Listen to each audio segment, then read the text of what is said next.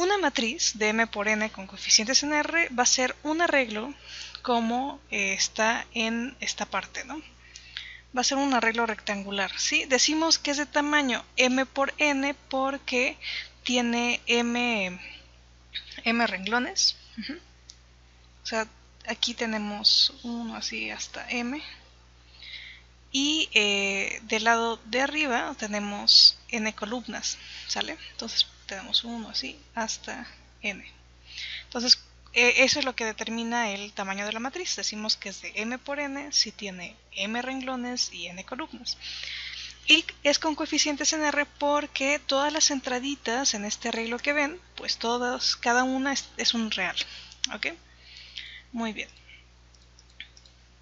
Bueno, lo que vamos a hacer es que vamos a denotar esta matriz. Por ejemplo, cuando les ponga A, digo A es una matriz, entonces vamos a usar esta notación, ¿sí? De A y J. Y corre desde 1 hasta M, porque I va a denotar el renglón, J va a denotar la columna, ¿no? Entonces, por ejemplo, A y J sería el real que aparece en el renglón I y columna J. ¿Ok? Bueno, y bueno, aquí como les decía, ¿no? El conjunto de todas las matrices de tamaño m por n lo vamos a denotar de esta forma. ¿Sí? M abajo va a tener un subíndice m por n y tiene aquí los reales porque las entradas, cada componente en ese arreglo pues es un real. ¿Ok? Muy bien. Bueno, cuando tengamos este arreglo pues vamos también a escribir esto, ¿no? R1, que sería el renglón 1, lo podemos escribir como una eneada. ¿Cuál es la eneada? Pues es considerar justo, así acomodar los elementos que están en el primer renglón, ¿no? Entonces lo vamos a considerar así, A11, A12, así hasta A1n. Entonces noten que en este caso tenemos renglón 1, pero todo lo que aparece ahí, todas las A's, tienen el primer índice 1. Que sería esto, ¿no? O sea, esta parte de acá arriba sería el renglón 1, ¿sí? Pero lo acomodamos como si fuera una eneada, ¿ok? Y bueno, de manera similar, pues tenemos el renglón 2, ¿sí? Sería el siguiente, la siguiente hilera, así hasta el renglón M. Muy bien. Entonces, también vamos a usar esta notación para describir a las columnas, ¿sí? O sea, una columna... recuerden cómo la vamos a tomar. Por ejemplo, la columna 1 es lo que voy a marcar aquí en azul. ¿Sí? Pero lo vamos a escribir así. Va a ser C1, donde acomodamos los elementos que me aparecen aquí arriba en la columna, los voy a acomodar como si fueran una eneada. ¿Ok? ¿Sí? Entonces tenemos, bueno, en este caso una M-ada, ¿no? Porque tenemos M elementos. ¿Ok? Y bueno, eso es solo notación. ¿Sí? Entonces la columna 1 va a ser justo este primero acomodado como si fuera una M-ada. La columna 2 sería el segundo arreglo, ¿sí? Acomodamos lo que aparece en la segunda columna, como una M-ada, y lo vamos a escribir así. Muy bien. Ahora, otro concepto que también vamos a necesitar es el siguiente. Si una matriz B se obtiene de A eliminando algunos renglones o columnas, se dice que B es una submatriz de A. Entonces, por ejemplo, imaginen que tienen esta matriz A, ¿ok? Entonces, una submatriz, ¿qué es? Lo que tienen que hacer es o eliminan algún renglón, alguna columna, y lo que les quede va a ser una submatriz, ¿no? Entonces, por ejemplo, podríamos pensar en eliminar la primera columna, ¿no? Entonces B igual a... ¿Qué nos queda? O sea, imaginen que lo quitan, entonces nos quedaría menos 1, 5, menos 3 cuartos, menos 3, 7, menos 2. Sería una submatriz de A. ¿Sí? Entonces, pero así como eliminaron la primera columna, podrían haber quitado cualquier renglón o podrían haber quitado renglón y columna. ¿Sí? O sea, todas las combinaciones que ustedes quieran pueden quitarla. ¿Ok? Quitan también primer renglón y, perdón, primera columna y segundo renglón, ¿no? Entonces la matriz C dada por,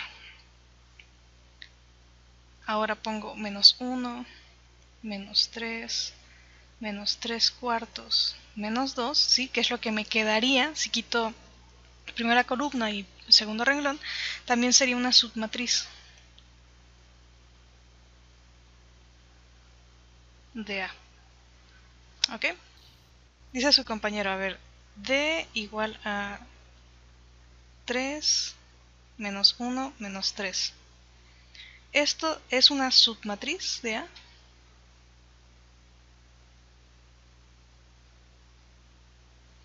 A ver, pues vamos a regresarnos a la definición, ¿no? ¿Qué tenemos de definición por submatriz? Dice, bueno, si una matriz se obtiene de otra eliminando algunos renglones y columnas, o algunos renglones o columnas, se dice que B es una submatriz, ¿no? Entonces, ¿cómo podríamos ver a este D como una submatriz? Pues tendríamos que tomar A y quitarle algo de manera que nos dé D. ¿A quién quitarían? Para que al final nos dé 3 menos 1 menos 3. Los dos últimos renglones de A. Exacto, como dice su compañera, pues quita el segundo renglón y el último, el tercero. Sí, la definición de submatriz me dice, tú puedes tomar, tú puedes, va a ser submatriz si tú la obtienes eliminando renglones, los que tú quieras, las columnas que tú quieras, o renglones y columnas. ¿Ok? Entonces, por ejemplo, pues el primer renglón sí va a ser una submatriz de A porque puedes quitar el segundo y el tercero. Entonces, una observación sería, pues cualquier renglón es submatriz, cualquier columna es submatriz. ¿Ok? Entonces la respuesta es sí. Dentro de las matrices hay unas matrices que son especiales, ¿no? Y hay elementos también dentro de ellas que también lo son. Entonces vamos a ver estas definiciones. En una matriz de n por n, denominada, vamos a decir que es cuadrada, justo porque tiene el mismo número de renglones que de columnas, ¿sí? A los elementos que sean de la forma AJJ se les va a llamar elementos diagonales o en la diagonal. Una matriz cuadrada va a ser diagonal si sus únicos elementos que no son cero son los de la diagonal, ¿no? Entonces, a ver, un ejemplo de esto, pues, ¿qué sería? Vamos a pensarlo en una matriz. Acuérdense, debe ser una matriz de n por n, entonces debe ser una matriz que tenga mismo número de renglones por mismo número de columnas, ¿no? Entonces, por ejemplo, 1, 2, 3, 4, 5, 6, 7, 8 y 9. Esta es una matriz de 3 por 3, ¿no? Entonces es cuadrada con nuestra definición. ¿Sí? Ahora, ¿quiénes son estos AJJ? Los AJJ se les va a llamar elementos de la diagonal. ¿Por qué? Pues justo son los que aparecen en esto, ¿no? O sea, estos elementos, los que estén en su diagonal, son los elementos que llamamos elementos de la diagonal, ¿ok? O elementos diagonales, como en la definición.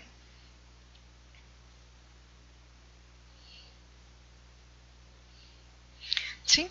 La notación que estoy escribiendo aquí de A y J se refiere a que lo que les comentaba, el término A y J es el que está en el renglón I y columna J. Entonces, por ejemplo, aquí, esta matriz con esa notación, si es de 3 por 3, pues es una matriz que la primera entrada es el que está en primer renglón y primera columna. La segunda que está aquí es primer renglón y segunda columna. El que sigue primer renglón y tercera columna. Luego seguimos aquí, segundo renglón, primera columna, segundo renglón, segunda columna, segundo renglón, tercera columna. Y aquí sería tercer renglón, primera columna, tercer renglón, segunda columna, tercer renglón, tercera columna. Ajá. Bueno, aquí es un 3. Ok. Entonces, por ejemplo, vean las dos matrices. Entonces, lo que estaríamos diciendo es que A11 es el primero que aparece aquí. Entonces, A11 es 1. ¿Sí? A1, 2. ¿Sí? A1, 2 es el que está aquí. Entonces, le corresponde este que está aquí. Entonces, es 2. ¿Sí? A1, 3. es el que tiene el 3, y así sucesivamente. Ajá. Entonces esto es por la notación que estamos usando. ¿Ok? Bueno, pues los elementos de la diagonal serían aquellos que son de la forma AJJ, o sea, es decir, que tanto I como J son el mismo, ¿no? Entonces, si es de 3 por 3, los elementos en la diagonal serían el de la forma A11, A22 y A33. Estos serían los elementos en la diagonal. ¿Sí? Pero en nuestra matriz, ¿quiénes son? Pues A11 es justo el que aparece aquí arriba, ¿no? El 1 que aparece aquí. Entonces sería 1, A22 sería 5 y A33 sería 9. Ajá, y por eso hicimos primero este dibujo. Realmente los elementos de la diagonal, en lugar de usar esta notación que es AJJ, pues si tú lo representas, pues serían justo los elementos que te aparecen aquí, como que en la diagonal, ¿no? Para eso necesitamos que sea una matriz cuadrada. ¿Ok? Entonces, por ejemplo, si les doy esta matriz, los elementos en la diagonal es el 1, el 5 y el 9. ¿Bien? Entonces los elementos de la diagonal tienen que tener el subíndice igual. Por ejemplo, aquí fue A11 y ¿por qué no podría ser el 7, 5 y 3? 7, 5 y 3. A ver, dice su compañera, ¿por qué el 7 no es el elemento en la diagonal? ¿El 7 en dónde está? Aquí está, ¿no? Aquí está la matriz A. ¿Cuál le correspondería? De acuerdo a nuestra notación. Pues dices, mira, el 7 es este, ¿sí? La notación que tú me estás dando es esta. O sea, está en el tercer renglón y primera columna. Entonces, A3, 1 es 7, ¿sí? Pero este no es elemento de la diagonal, o sea, no está en la diagonal. O no es elemento diagonal, ¿sí? Porque los elementos en la diagonal, ¿qué debe pasar? Debe pasar que tanto el I como el J coincidan, o sea, son el mismo, ¿no? En este caso, cuando toman A3, 1, el I que están tomando con la notación sería 3 y el J sería 1. Entonces, este no es un elemento en la diagonal. Los elementos de la diagonal deben tener el mismo I y el mismo J. ¿Sí? Como está acá. Dice, a los elementos de la forma AJJ se les llama diagonales. Y es el dibujito que les hice aquí. Bueno, es lo que les marqué aquí en azul. Pues realmente los elementos de la diagonal son los números que te aparezcan ahí en la diagonal de tu matriz. Entonces, por ejemplo, yo les doy esta matriz. Les doy la matriz. Ahora voy a escribir acá. Imaginen que les doy esta matriz. La matriz A, que sea 1, 2, 3, 0, 0, 4, 0, 0, 0. Les pregunto, ¿esta matriz A es matriz diagonal?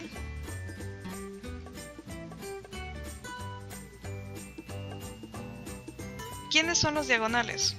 Bueno, pues sería el 1, el 2 y el 3. Ajá. ¿Ok?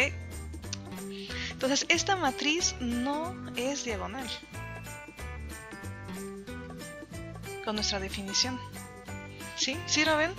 Porque la definición nos dice, los únicos elementos que son distintos de 0 son, o sea, pueden ser que sean 0 los de la diagonal, sí, pero son los únicos que deben ser distintos de 0. Otra forma de decirlo sería, fuera de la diagonal, todos deben ser 0.